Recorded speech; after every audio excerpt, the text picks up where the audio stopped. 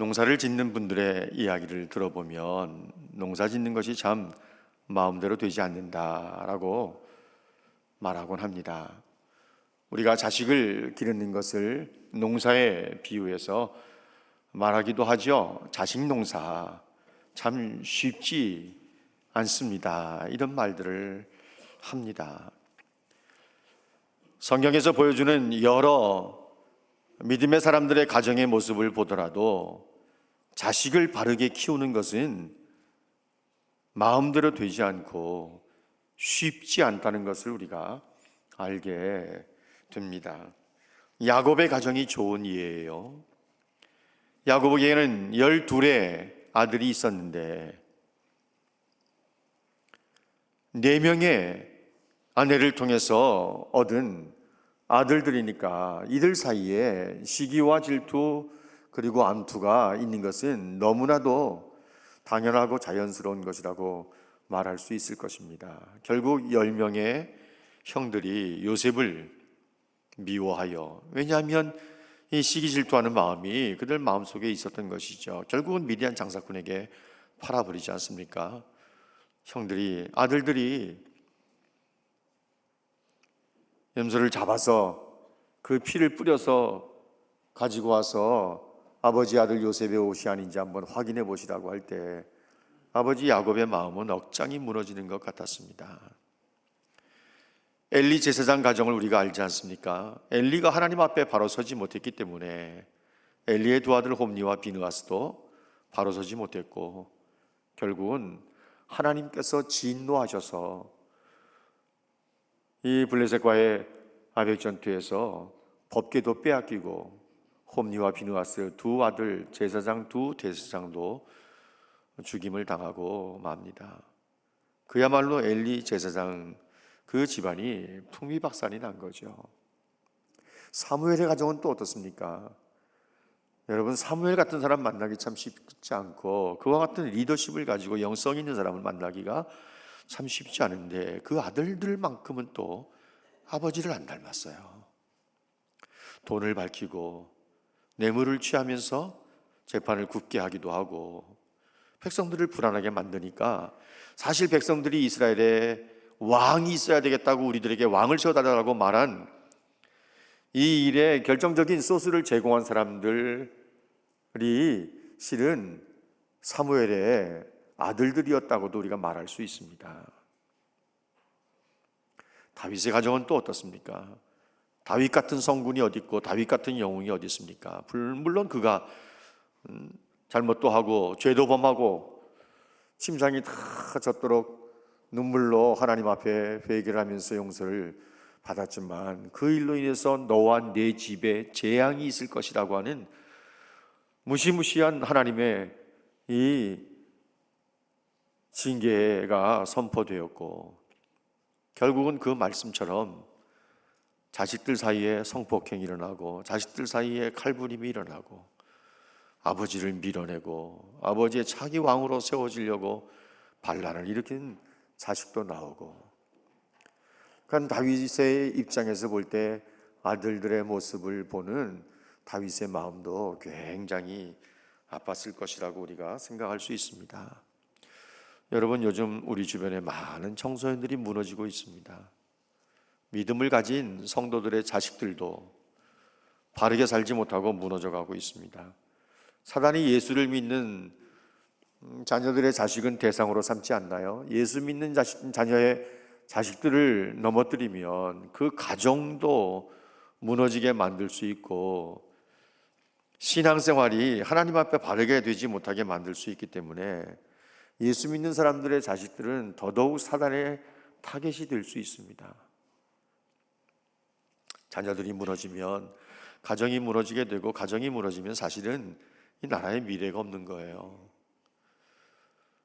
우리가 교육감들을 바로 뽑아야 되는 이유 가운데 하나가 이 학생들 인권조례 만든다고 반기독교적인 내용들이 너무 많이 들어가 있고 그래서 교육이 제대로 이루어지지 못하고 부모들이 교사들을 존귀하게 여기던 존중하던 그런 옛과는 너무나 다른 양상들을 보이고 심지어 교사들을 때리기도 하는 학부모도 있는 것을 우리가 보지 않습니까? 암논이 다말을 추행한 내용을 저 한번 보십시오. 암논은 자기의 이복 누이 동생, 남매지간이죠. 자기의 이복 누이 동생 다말을 연모하는 마음을 가졌습니다. 그래서 상사병이 생긴 거예요. 안 보면 견디지 못하고 죽을 것 같고, 그래서 병이 났어요. 음식 맛도 없는 거예요. 그러면서 몸은 점점 수척해져 가고, 그럴 때 요나답이라고 하는 사촌지간이면서 친구가 찾아와서 암논의 얼굴을 보니까 말이 아니거든요. 도대체 무슨 일이냐? 한번 나에게 말해봐라. 그래서 암논이 요나답에게 사실을 이야기합니다. 내 마음속에 다말을 사랑하고 사모하는 마음이 있는데 다말을 취할 수가 없으니 내가 참 힘들다라고 하니까 요나답이 하는 말 좀 들어보세요. 여러분, 친구 잘 새겨야 돼요. 야, 너 병든 채 위장을 해라. 아버지가 병문안 올 때 아버지 다윗에게, 왕에게 말해라. 다말을 좀 보내서 음식을 만들어서 내게 먹이게 해달라고 요청을 해라. 정말 친구 잘 만나야 돼요. 우리 중고등부 시절에 친구들 잘못 만나면 우리 아이들이 고생할 수밖에 없습니다. 그리고 그때는 친구가 전부인 것처럼 생각이 돼요. 친구가 강남 가면 강남 가고 강북 가면 강북 가고 그러는 거죠. 그런데 우리가 찬양을 부르는 것처럼 예수보다 더 좋은 친구가 있어요, 없어요? 없어요. 그분이 우리를 얼마나 사랑하시는지 요즘 매주일 떡을 주시기도 하시고 예수님보다 더 좋은 친구 없어요. 우리가 그런 찬양도 부르지 않습니까? 예수보다 더 좋은 친구 없네. 세상에서 제일 좋은 나의 참 친구 예수. 그래서 우리 자녀들에게 미래를 심어주고 소망이 있는 삶을 만들어주려면 하나님의 말씀을 심어서 예수를 만나게 하고 예수 안에서 살아가게 하는 것이 최고의 방법이에요. 부모가 늘 따라다닐 수 있는 것 아니지 않습니까? 학교를 같이 갑니까? 학원을 같이 갑니까? 친구들의 만남에 엄마가 쫄래쫄래 늘 따라다닐 수 있습니까? 그렇게 못한다고요. 결국은 그를, 내 아들을 책임지고 내 딸들을 안전하게 보호하고 인도하실 세상에 그 어느 누구보다 좋으신 친구 예수님을 만나게 하면 그분께서 친구가 되셔서 보호하고 인도하고 책임져 주실 것 아니겠습니까? 암논이 자기 사촌이여 친구인 요나답이 조언한 대로 그대로 시켜서 아버지 다윗이 병문안 왔을 때 다말을 보내서 내가 좀 음식을 먹게 해달라고 요청을 합니다. 그래서 아버지가 자기 곁에 있는 딸 다말에게 사람을 보내서 너 오라버니 암논의 집에 가서 좀 음식을 만들어서 암논을 좀 대접하도록 해라, 이러는 거예요. 근데 암논의 속셈은 다른 곳에 있었으니 과자가 눈에 들어오겠습니까? 음식이 눈에 들어오겠습니까? 가까이 와서 내 침실로 오라고 하는데 다말이 허락을 하지 않는 거예요. 오라버니가 나를 취하려면 왕에게, 아버지에게 요청을 해라. 그러면서 우리가 다 읽지는 않았지만 내 오라버니여 나를 욕되게 하지 말라. 이런 일은 이스라엘에서도 마땅히 행하지 못한 일이니 어리석은 일을 하지 말라, 이렇게 말합니다. 여러분, 이 어리석은 일을 이전에 누가 했습니까? 12장에서 아버지가 했어요. 아버지 다윗이 어리석은 일을 했어요. 사무엘사 저자가 언어들 사용하는 거 보면요, 기가 막히게 짝을 이루면서 우리에게 메시지를 던져줘요. 암논이 지금 하려고 하는 일은 아버지 다윗이 했던 어리석은 일과 똑같은 거예요. 어리석은 일을 행하지 말아라. 이건 이스라엘 중에서도 없었던 일이야. 이러면서 거부하니까 강제로 추행을 하게 됩니다. 이 암논이 더 나쁜 것은 이놈 나쁜 놈이에요. 이렇게 여동생을 취하고 나서 개 쫓듯이 집에서 쫓아버렸어요. 그러니까 제가 이 말씀을 보면서 다말의 모습이 어땠을까? 옷은 뭐 앞인지 뒤인지 모를 정도로 돌아갔을 거고 머리는 산발이 되지 않았을까? 이러면서 눈물을 흘리면서 화장은 다 지워지고 오라버니 압살롬의 집으로 터벅터벅 걸어서 와서 오라버니에게, 자기 친오라버니 압살롬에게 있었던 일을 다 이야기합니다. 만일 암논이 하나님의 말씀을 조금이라도 마음에 두어서 말씀을 제대로 알았더라면 자기 누이에게 이렇게 하지 못했을 겁니다. 여러분, 오늘날 우리가 사는 세상은요, 애비가 자식을 폭행하는 시대예요. 애비뿐만 아니에요. 오빠들도 여동생들을 폭행하는 시대 속에 살고 있어요. 세상이 어떻게 돼가려고 하는 것인지, 혼수용품으로 요즘 뭐 애 하나쯤은 데리고 오는 게 뭐 유행이래나 어쨌다나 벌 받을 소리 제발 입에 담지도 말아요. 어쩌겠어, 이미 벌어진 거 할 수 없지. 무슨 마음이 그렇게 넓다고 다 받아들이려 그래. 처음부터 쐐기를 박아요. 죽었다 깨도.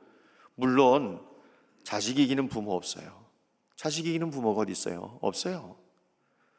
그렇지만 아이를 바르게 세워줄 수 있는 길은 하나님의 말씀을 심어줘서 예수를 만나게 하는 거예요.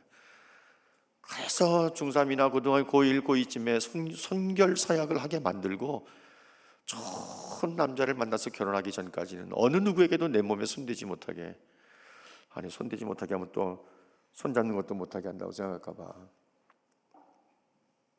순결하게 살도록 만들어줘야 아이들의 미래가 있어요. 또 이 나라의 희망이 있는 것이고요. 압살롬의 사환들도 주인 암논이 술에 취해서 즐거워할 때 내 명령에 따라서 죽이라고 하는데 압살롬도 제정신이 아닌 거예요. 이 하나님의 말씀이 없으니까 두려워할 게 아무것도 없어요. 두려워하는 게 없어요. 자기 사환들에게 자기가 명령 내리면 암논 형을 죽여버리라고 말합니다. 성도들은 하나님의 말씀이 기준이 되어야 돼요. 언제나 하나님의 말씀에 기준을 해서 살아가야 되고, 하나님의 말씀이 기초가 되어서 신앙의 집을 잘 세워가야 되고, 그래서 세상이 감당할 수 없는 믿음의 삶을 살아내야 되지 않습니까? 누가요? 우리가 기성세대인 우리가 하나님의 말씀대로 살아야, 세상이 감당할 수 없는 믿음의 삶을 살아야 보고 배울 게 있지. 자녀들이 누구에게서 보고 배웁니까? 말하면 잔소리만 듣는데 결국은 하나님의 말씀대로 살려고 애를 쓰는 엄마 아빠 모습 보면서 신앙을 배우게 되고 어떻게 살아야 될 건지 삶을 배우게 되는 것 아니겠습니까? 가르쳐도 쉽게 넘어질 그런 상황이나 가능성이 너무나 많은 이 시대 속에서 맥없이 무너지지 않도록 철저하게 자녀들에게 성경적 가치관, 세계관, 물질관, 연애관, 이런 것들을 철저하게 성경에 기초한 대로 아이들에게 가르쳐야 자녀들을 바르게 세울 수 있고 우리 교회 다음 세대들도 바르게 세울 수 있는 거죠. 암논이 율법을 모를 리 없습니다. 레위기 18장 9절 말씀에 너는 내 자매 하체를 범하지 말라 그랬거든요.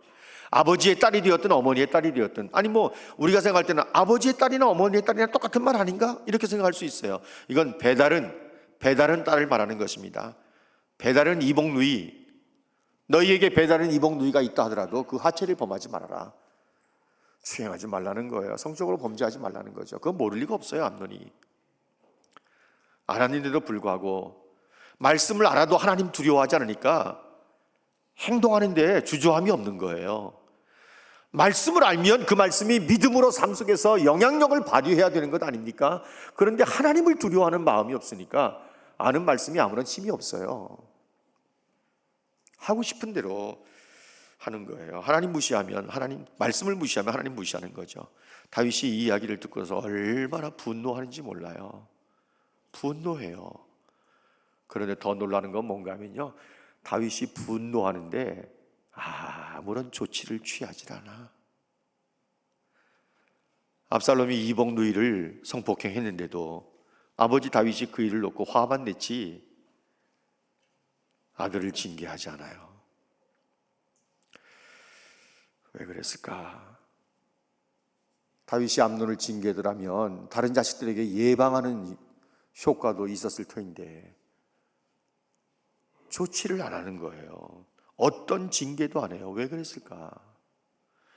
암논이 장남이었기 때문에 장남이 수치스러운 일을 행했다는 것이 소문이 나면 가문의 누가 될까 하는 생각 때문에 안 했는지, 아니면 자기가 밧세바와의 사건이 있었기 때문에 하나님 앞에 회개해서 용서를 받았음에도 불구하고 죄에 대한 대가를 지불했음에도 불구하고 여전히 그런 의식들이 남아 있어서 자기를 눌렀던 것이 아닌가. 그래서 자식에게 떳떳하게 말을 못하는 거죠.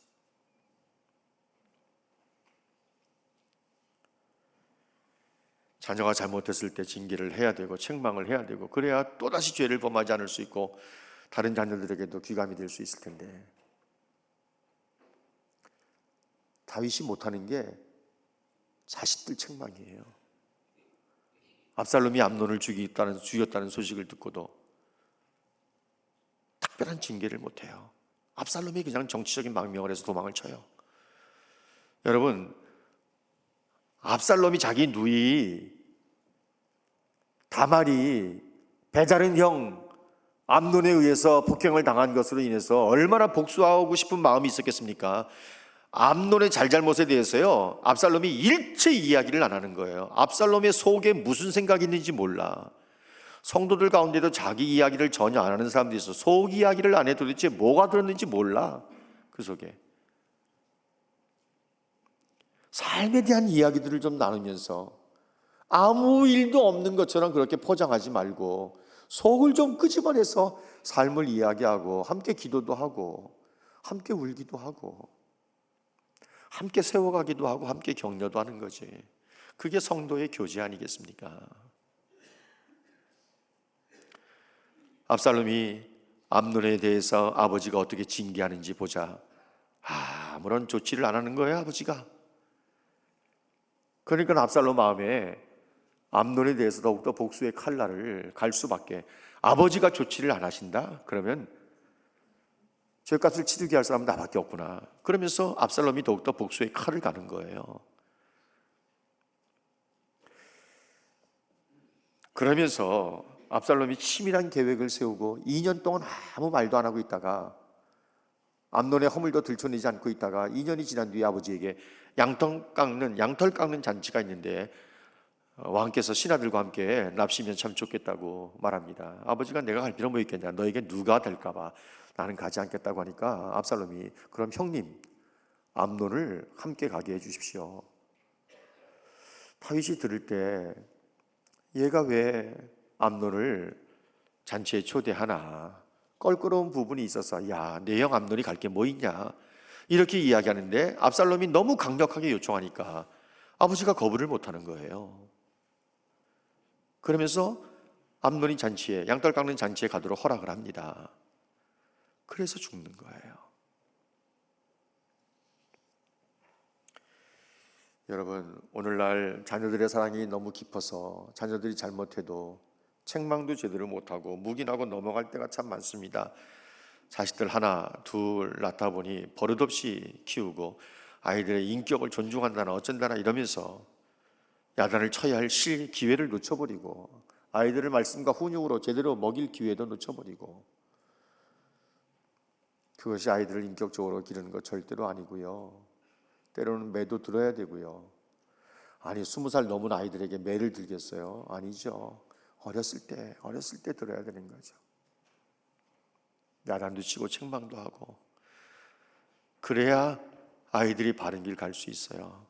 어느 누구도 보장은 못하지만 신앙으로 교양과 훈계로 양육을 하면서 때로는 책망을 하는 거예요. 여러분, 자녀들이 하나님을 두려워하게 키우는 방법은 부모들이 하나님을 두려워하는 모습을 보여줘야 돼요. 세상 막 살면 안 돼요. 말 함부로 하면 안 돼요. 하나님 다 듣고 계시는데, 다 보고 계시는데 막 말하고 막 살아서 어쩌자는 거예요. 자녀들 누구 보고 뭘 배우라고. 우리 교회도 학교 선생님들이 몇 분 계시지만 요즘 교권에 무슨 희망이 있습니까? 학교에 무슨 희망이 있습니까 요즘?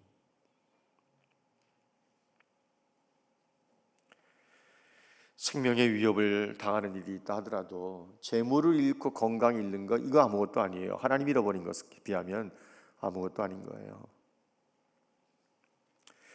여러분, 만일 다윗이 암논의 행위를 무섭게 책망했다면 암논이 죽지 않았을지도 몰라요. 암논이 자기 누이에게 자기가 폭행한 것에 대해서 진심으로 사과를 하고 그 오라버니 압살롬에게도 내가 정말 못할 짓 했다, 용서해다오, 내가 정말 잘못했다 시인하고 인정하고 하나님 앞에 회개했더라면 목숨을 잃는 일은 없을 거예요. 더구나 자기가 성추행하고 폭행을 하고 그 여동생을 자기 집안에서 개쫓듯이 쫓아버렸으니까 어느 오라비가 그걸 보고 가만히 있겠습니까? 자기가 죽더라도 암논을 죽여버리겠다고 작정을 하지. 근데 더 마음이 아픈 것은 여러분, 여기 13장 7절 말씀에 우리가 읽진 않았지만 암논의 범죄에 다윗이 개입을 해요. 이건 간접적인 개입이죠. 다윗이 사람을 다말의 집으로 보내요. 그래서 뭐라고 말하는가 하면 이제 내 오라버니 암논의 집으로 가서 그를 위해서 음식을 차리라. 무슨 일이 일어날지 몰라요. 다윗은요. 다윗이 굉장히 영적인 센스가 둔해졌어요.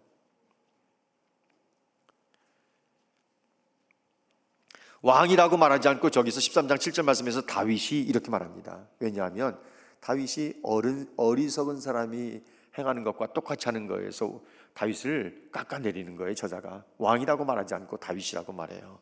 어리석다는 거예요. 영적인 감각이 무뎌졌어요. 이게 무슨 일이 일어날지 전혀 촉이 없는 거예요. 쉽게 얘기하면 결국 암논이 범죄할 수 있는 찬스를 만들어준 사람이 다윗이에요. 아니, 너 수발드는 사람들도 많을 텐데 굳이 이봉 누이 동생을 불러서 음식을 만들어 먹이게 해달라고 하는 요청이 그게 말이나 되냐? 말 한마디 했어도 암논이 정신 차렸을지 몰라요. 그런데 다윗은 그 말 한마디도 안 해요. 그냥 결국은 암논의 범죄에 다윗이 도와준 꼴이 돼버리고 만 거예요. 다윗은 암논이 요구하는 것을 들었으면 느꼈어야 했어요. 감각이 있어야 했어요. 암논의 상태도 알고 있었어야 했어요. 아버지가. 한편으로는 왕이 이런 상태를 알고 있어야 했어요. 이것은 다윗이 평상시에 자식들의 영적인 상태를 관심을 두지 못했고 살피지 않았다는 이야기가 되고 마는 것입니다. 자녀들에게 어떤 싫은 소리라도 할 수 있어야 되는데 암논이 범죄할 때도 압살롬이 범죄할 때도 아도니아가 왕이 되겠다고 솔로몬보다 먼저 왕이 되겠다고 반란을 일으킬 때도 아무 책망을 못해요. 다윗이 자식들에게. 결국은 다 제갈 길로 가는 거예요. 압살롬은 2년 동안 칼을 갈고 있다가 양털 깎는 잔치를 벌여서 결국은 암논을 초대하고 2년 전의 일인데 어떻게 아버지가 그 사실을 잊을 수 있겠습니까? 압살롬이 암논에 대해서 복수하려고 칼을 갈고 있을 거다. 왜 못 느낍니까? 그거를. 그러니까 다윗이 무뎌진 거죠. 설마 무슨 일이 있으려고. 그러면서 암논을 보냈는데 암논이 압살롬에게 죽임을 당한 거예요. 압살롬의 영적인 상태를 살폈더라면 다윗이 암논을 보낼 이유가 없어요. 꼭 보내야 되는 거 아니거든요. 다른 왕자들 보내면 되니까. 엘리가 아들들의 영적인 상태를 제대로 살피지 못했기 때문에 하나님께서 엘리에게 뭐라고 말합니까? 네가 나보다 네 아들들을 귀하게 여겼으니. 하나님께서 그 자식들을 가만히 두지 않으시는 거예요. 그런데 이삭의 아내 리브가 보세요. 쌍둥이 두 아들 에서와 야곱의 상태를 민감하게 살폈기 때문에 에서가 하는 말조차도 하나도 놓치지 않았어요. 리브가가. 그래서 야곱이 사는 거예요. 아니면 에서에 의해서 야곱도 죽었어요. 부모가 자식들의 영적인 상태를 살펴야 되는 거죠. 그래서 눈물로 기도해야 되는 거죠. 자녀들의 영적인 상태가 그들의 미래를 좌우하는 거예요. 그것이 한 가정을 좌우하게 돼요. 자녀들을 말씀으로 바르게 세우지 못하면, 하나님을 두려워하는 사람을 만들지 못하면 가정을 이루어도 건강한 가정 만들 수 없어요.